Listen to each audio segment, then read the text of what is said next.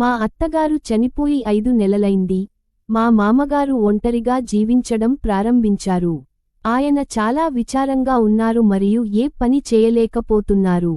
కొన్ని రోజుల తర్వాత ఆయన నా వైపు వింతగా చూస్తున్నట్టు అనిపించింది. ఆయన ప్రవర్తనతో నేను చాలా బాధపడ్డాను.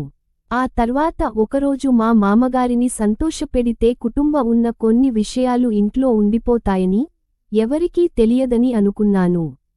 అందుకే ఒకరోజు నేను హలో ఫ్రెండ్స్, ఈరోజు ఎగ్జైటింగ్ స్టోరీకి మీ అందరికీ స్వాగతం. నా పేరు గీత, ఇంకా నా వయసు 28 సంవత్సరాలు.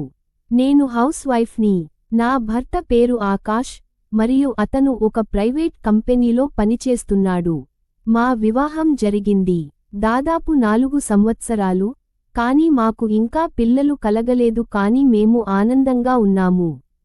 కానీ సడన్గా ఎవరి చెడు కన్ను వల్ల మా ఆనందం ప్రభావితమైంది. అసలేం జరిగిందంటే, మా అత్తగారు యాక్సిడెంట్లో చనిపోయారు. దీంతో మా ఇంట్లో విషాద ఛాయలు అలముకున్నాయి. అత్తగారి మరణం తరువాత మా అందరి గుండెలు పగిలిపోయాయి. దుఃఖపు పర్వతం మాపై పడినట్లుగా అనిపించింది. మా అత్తగారి మరణం తర్వాత మామగారికి చాలా బాధ మొదలైంది. మా మామగారిని చూసినప్పుడల్లా అత్తగారిని గుర్తు చేసుకుంటూ ఏడుస్తూ ఒంటరిగా కూర్చునేవారు. మా మామగారి పరిస్థితి చూసి నేను, నా భర్త చాలా బాధపడ్డాం. అత్తగారు బతికి ఉంటే మామగారికి ఈ పరిస్థితి ఉండేది కాదేమో అనుకున్నాం. నేను, నా భర్త కూడా ఆయనకి చాలా వివరించాము. ఇలా చేయకండి, మీరే ఇంటికి పెద్దవి. విరగగొట్టే వాడివి నీవే అయితే మన పరిస్థితి ఏమిటి? మేము ఉన్నంతసేపు బాగానే ఉండేవారు, ఒంటరిగా ఉన్నప్పుడు మళ్ళీ అలా తయారయ్యారు. ఇలా 6 నెలలు గడిచినా భార్యను మరచిపోవడానికి మామగారు చాలా కష్టపడుతున్నారు. తర్వాత కొంత కాలానికి మా మామగారిని కోల్కతాలో ఉన్న మా కోడలి దగ్గరికి పంపాము. ఘటన జరిగిన ప్రదేశానికి దూరంగా వెళితే, జరిగిన సంఘటనను కొన్ని క్షణాలపాటు మర్చిపోతామని డాక్టర్స్ కూడా ఎప్పుడూ చెబుతుంటారు. మా మామగారు దాదాపు 2 నెలలు కోల్కతాలో ఉన్నారు, కానీ ఆయన తిరిగి వచ్చినా ఆయనలో ఎటువంటి మార్పు కనిపించలేదు. ఆయనలో ఎటువంటి మార్పు లేదు, కానీ అవును, నేను ఆయన ప్రవర్తనలో ఏదో వింతను గమనించాను. ఆయన తరచుగా నా వైపు చూస్తున్నట్టు లేదా కొన్నిసార్లు నన్ను తాకడానికి ప్రయత్నించడం నేను గమనించాను. ఆయన ప్రవర్తన నాకు చాలా వింతగా అనిపించింది, ఎందుకంటే ఆయన ఇంతకు ముందు ఎప్పుడూ ఇలా ప్రవర్తించలేదు. నా భర్తకు ఫోన్ చేసి అంతా చెప్పాలని అనిపించింది, కానీ నా భర్త నమ్మకపోతే నేను ఏమి చేస్తాను? బహుశా అది నా భ్రమ అని నేను అనుకున్నాను, కానీ ఒక రోజు అది చాలా ఎక్కువైంది. ఒకరోజు మా మామగారు స్లీవ్లెస్ బనీన్ మీద ఎక్సర్సైజ్ చేస్తున్నారు. ఆయన ఇలాంటివి చేయగలడని నేను నమ్మలేకపోయాను. నేను బాత్రూంకి వెళ్లి స్నానం చేసుకుందామన్నప్పుడు మామగారు అప్పుడే బాత్రూంలోకి వెళ్లారు. కాసేపు అక్కడే నిలబడ్డాను. కాసేపయ్యాక బయటికి వస్తాడనుకుని ఇక్కడే నిలబడిపోయాను. అయితే ఇదేమిటి అని లోపల నుంచి వింత శబ్దాలు వస్తున్నాయి. బాత్రూంలో మామగారు అంతసేపు ఏం చేస్తున్నారో అని ఆలోచిస్తున్నాను. నేను నా భర్తకి కాల్ చేయడానికి కూడా ప్రయత్నించాను, కానీ ఆయన నా మాట వినలేదు. అప్పుడు మామగారు ఎప్పుడైనా బయటకు రావచ్చని నేను గ్రహించినప్పుడు నేను నా గదికి వచ్చాను. మొదట ఈ విషయానికి అంతా నా భర్తకు చెప్పాలని అనుకున్నా. వారు నమ్మకపోతే నేనేం చేస్తాను అని మళ్ళీ మనసులో మెదిలింది. ఇలా ఆలోచిస్తూ రాత్రంతా మేల్కొని నిద్రపోలేదు. ఇన్ని రోజులు ఏం జరిగినా చాలా వింతగా ఉండడంతో లోలోపల చాలా బాధపడ్డాను. నా భర్త నన్ను కొంచెం క్వాలిటీ టైం స్పెండ్ చేద్దాము అని అడిగాడు, కానీ నేను ఈ రోజు మూడ్లో లేను అని చెప్పాను. అంటూ తన వైపు తిరిగి పడుకున్నాను. నేను రాత్రంతా మెలకువగా గడిపాను. మరుసటి రోజు నా భర్త ఏదో పని నిమిత్తం ఊరు బయటికి వెళ్లాల్సి వచ్చింది. 4 రోజుల మీటింగ్కి వెళ్లబోతున్నాడు. నేను అతని బ్యాగ్ సర్దుకుని తన టిఫిన్ కూడా సిద్ధం చేశాను. కొంత సమయం తర్వాత నా భర్త తన పనికి వెళ్ళిపోయాడు. ఇప్పుడు మా మామగారు మరియు నేను ఇంట్లో ఒంటరిగా ఉన్నాము. నేను భయంతో వణికిపోయాను. నా ప్రతి క్షణం శతాబ్దాలుగా అనిపించింది. రోజంతా ఇంటిపనులు చేసి, పనులన్నీ ముగించుకుని నా గదికి వచ్చాను. నిన్న రాత్రి నిద్ర లేకపోవడంతో నాకు నిద్ర పట్టడం ప్రారంభించింది. నిద్ర వల్ల నా కళ్ళు ఆటోమేటిక్గా మూసుకుపోతున్నాయి. పగలు తెల్లవారుజాము 4 గంటలు అయింది. ఎప్పుడు కళ్ళు మూసుకున్నానో, గాఢనిద్రలోకి జారుకున్నానో కూడా అర్థం కాలేదు. నేను సాధారణంగా చీర కట్టుకుంటాను, కానీ కొన్ని రోజులుగా విపరీతమైన వేడి కారణంగా నేను సల్వార్ కమీజ్ మాత్రమే ధరించాను. నా ఒళ్లంతా చెమటతో తడిసిపోయి నా గదిలోకి వచ్చి ఫ్యాను కింద పడి ఉన్నాను. 1 గంట తర్వాత నన్ను ఎవరో వింతగా తాకినట్లు అనిపించింది. నేను కలలు కంటున్నాను మరియు కలలో నేను నా భర్తతో ఉన్నాను అని మొదట అనుకున్నాను, కాని నేను ఒక్కసారిగా భయంతో లేచి నా బట్టలు సరిచేసుకోవడం ప్రారంభించాను. మా మామగారు నా పక్కనే కూర్చోవడం చూశాను. నేను ఆయనను చూసి షాక్ అయ్యాను. ఏమైంది మావయ్యగారు, మీకు నాతో ఏదైనా పని ఉందా? అప్పుడు మామగారు, కోడలా, నాకు టీ తాగాలనిపిస్తోంది. చాలాసార్లు ఫోన్ చేసినా నువ్వు వినకపోయిందేమో, నేనే నీ గదిలోకి వచ్చాను. ఇక్కడ నువ్వు హాయిగా నిద్రపోతున్నట్లు చూశాను.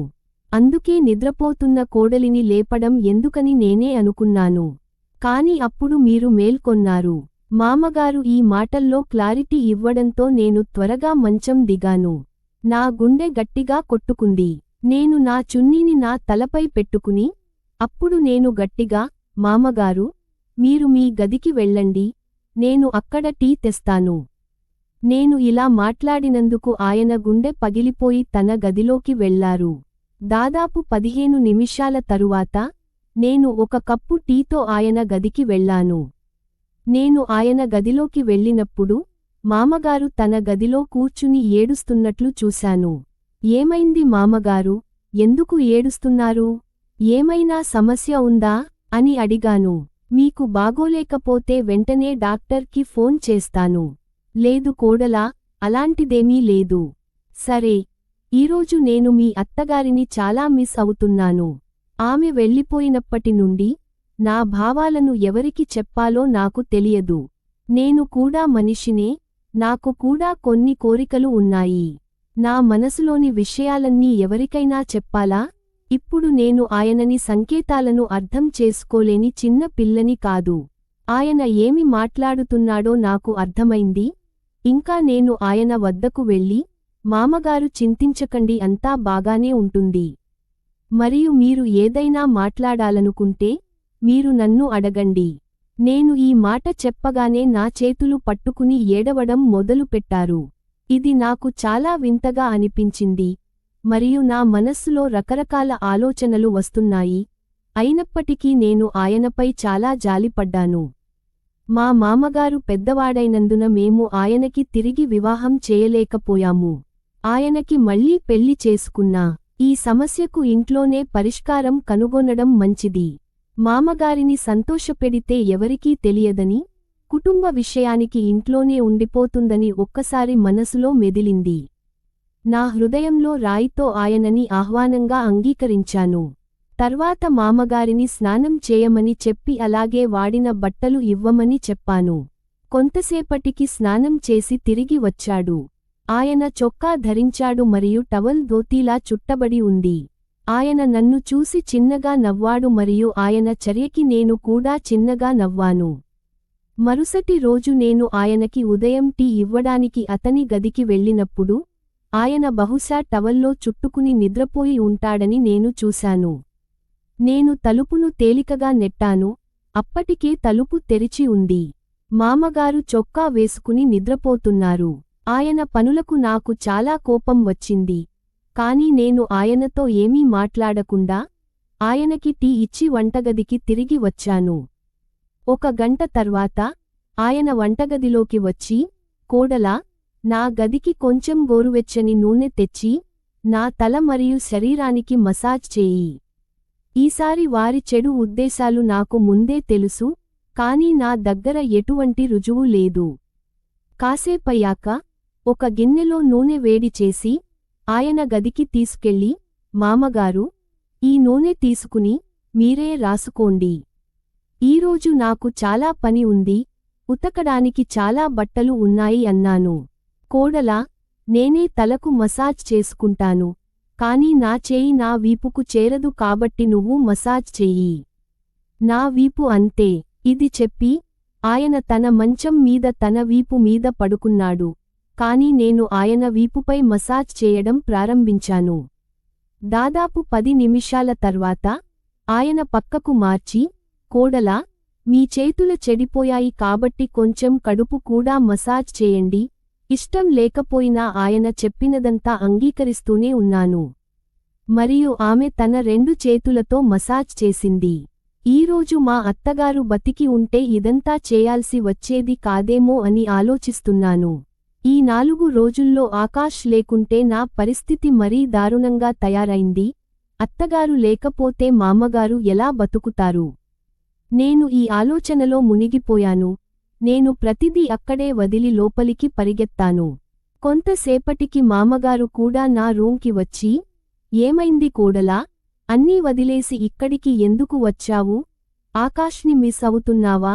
వాడు లేకుండా ఉండడం నీకు ఇష్టం లేదా? నువ్వు చెప్పు, నీ సమస్య ఏమిటి? నీకు ఏ లోటు వచ్చినా వెంటనే తీరుస్తాను. నేను నిన్ను నా కూతురిగా భావిస్తాను మరియు నేను నిన్ను నా బిడ్డ వలె చూస్తున్నాను.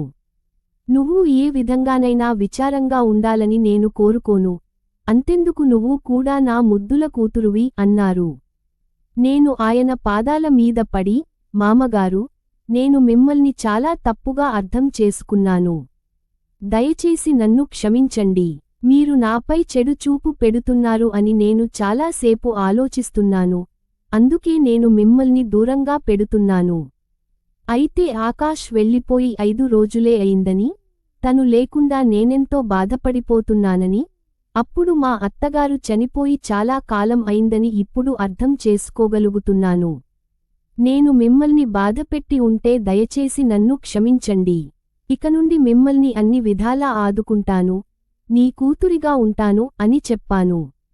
మీకు ఈ కథ నచ్చితే లైక్ చేయండి, షేర్ చేయండి మరియు సబ్స్క్రైబ్ చేయండి. ధన్యవాదాలు.